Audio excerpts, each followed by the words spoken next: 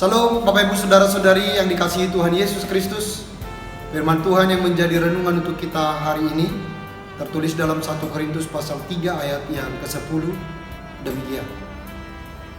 Sesuai dengan kasih karunia Allah yang dianugerahkan kepadaku, aku sebagai seorang ahli bangunan yang cakap telah meletakkan dasar, dan orang lain membangun terus di atasnya.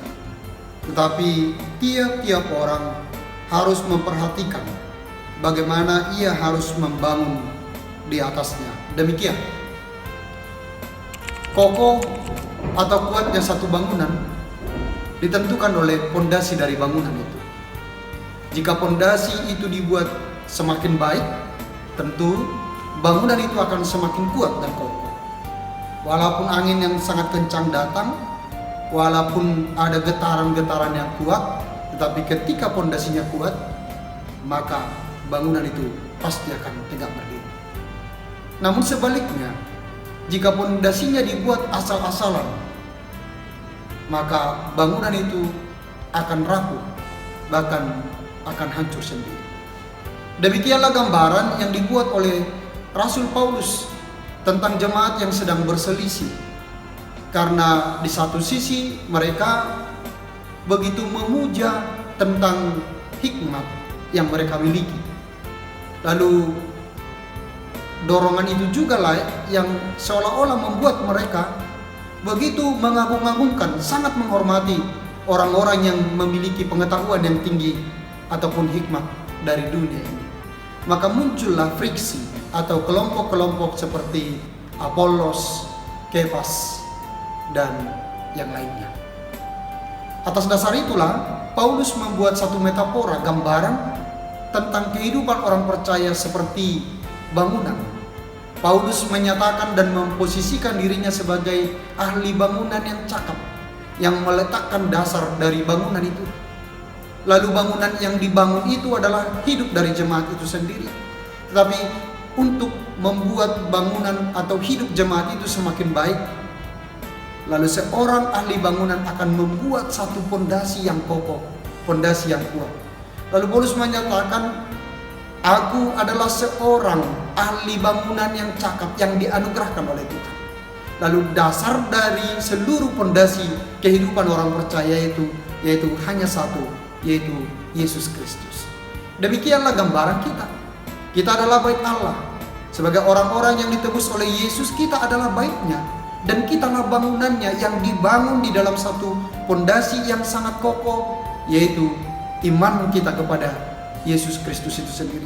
Dengan iman kita yang kokoh kepada Yesus, maka tantangan apapun, kesulitan apapun, kita akan mampu bertahan kuat, bahkan memenangkannya. Sebab Tuhan berkata, ingat, aku akan menyertai engkau sampai akhir zaman.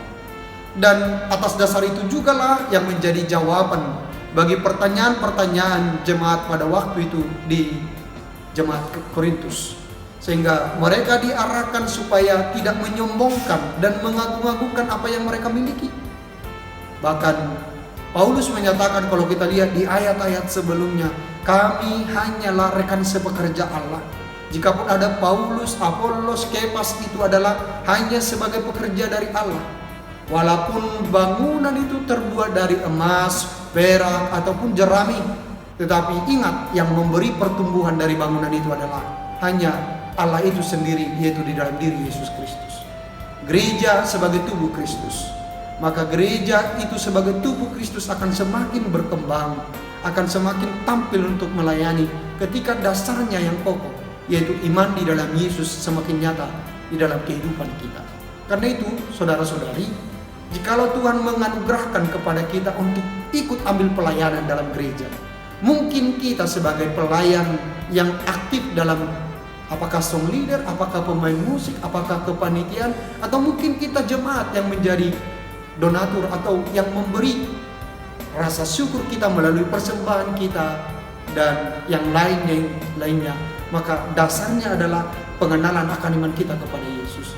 Sehingga ketika kita dianugerahkan untuk tampil melakukan sesuatu di tengah gereja, itu bukan untuk kita agung-agungkan, tapi biarlah nama Tuhan semakin dipermuliakan.